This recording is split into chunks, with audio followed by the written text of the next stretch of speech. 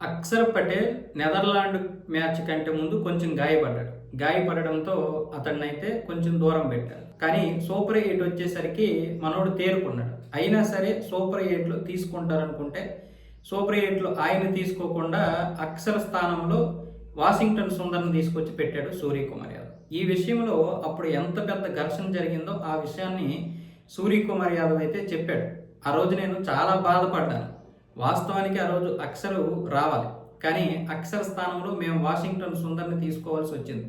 ఎందుకంటే జట్టు కూర్పులో కొన్ని నిర్ణయాలు నా చేతిలో ఉంటాయి, కొన్ని నిర్ణయాలు బీసీసీఐ చేతిలో ఉంటాయి. ఏమీ చేయలేనటువంటి పరిస్థితి. ఆ రోజు నేను అక్షర్ని చూసినప్పుడు చాలా కోపంగా ఉన్నాడు. అంత సిద్ధంగా ఉన్నప్పుడు నన్ను తీసుకోలేదని ఆ రోజు కోపంగా ఉన్నాడు. క్షమించమని అడిగాను, అయినా సరే క్షమించలేదు. తర్వాత రోజు కూడా అదే విధంగా ఉన్నాడు. అయితే సౌత్ ఆఫ్రికాతో భారత్ ఘోరంగా ఓడిపోయింది, 76 పరుగుల తేడాతో ఓడిపోయింది. ఆ తరువాత జరిగినటువంటి పరిణామాలు ఏంటో మనం చూసాం. వాస్తవంగా ఆ రోజు అక్షర్ పటేల్ ఆడితే పరిస్థితి వేరే ఉండేదో లేదో, కానీ వాషింగ్టన్ సుందర్ కంటే అక్షర్ పటేలే కరెక్ట్ ఆ రోజు అయితే మాత్రం. కాకపోతే ఆ రోజు ఒక మంచి జరిగింది. సూపర్ 8లో మన వాళ్ళు ఓడిపోవడం వల్ల తరువాత మన వాళ్ళు భూమి మీదకి వచ్చి నిజానిజాలేంటో గ్రహించారు.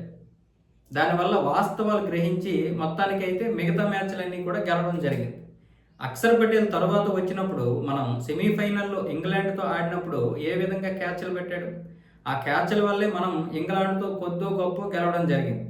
ఎలాగో బుమ్రా బౌలింగ్ ఉంది, హార్దిక్ పటేల్ సపోర్ట్ ఉంది, కానీ అక్షర్ పటేల్ క్యాచ్లు కూడా కీలకమే. ఆ తర్వాత ఫైనల్లో ఈ న్యూజిలాండ్తో జరిగినటువంటి మ్యాచ్లో కూడా మనం చూసాం. మొత్తం 27 స్కోర్ ఇచ్చి 3 వికెట్లు తీశాడు. అది కూడా ఈ మ్యాచ్లో కీలకమైందన్నమాట. మొత్తానికి ఇవన్నీ లోపల జరుగుతూ ఉంటాయి, ఎన్నో యుద్ధాలు జరుగుతూ ఉంటాయి. ఇవన్నీ కూడా సహజమే.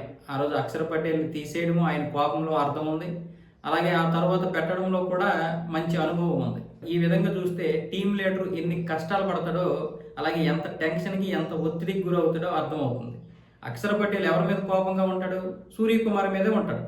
దాని వెనక గౌతమ్ గంభీర్ ఉండొచ్చు, లేకపోతే బీసీసీఐ ఉండొచ్చు, కానీ ప్రత్యక్షంగా కనిపించేది టీం లీడర్. ఆ ఒత్తిడి అక్షర్ బాధపడుతున్నాడనే విషయం టీం లీడర్ని దహించేస్తుంది. అలా ఎంతోమందిని తీసేయాల్సి వచ్చినప్పుడు, పెట్టాల్సి వచ్చినప్పుడు ఈ విధానం అయితే ఉంటుంది. సంజు శాంసన్ విషయంలో కూడా అంతే. నేను ఎవరిని తీసి పెట్టాలి మీరే చెప్పండి, నేను అభిషేక్ని తీసి పెట్టాలా లేకపోతే తిలకని తీసి పెట్టాలా అన్నప్పుడు కూడా విమర్శలు వచ్చాయి. ఈ విమర్శలు కూడా తట్టుకోవాలి.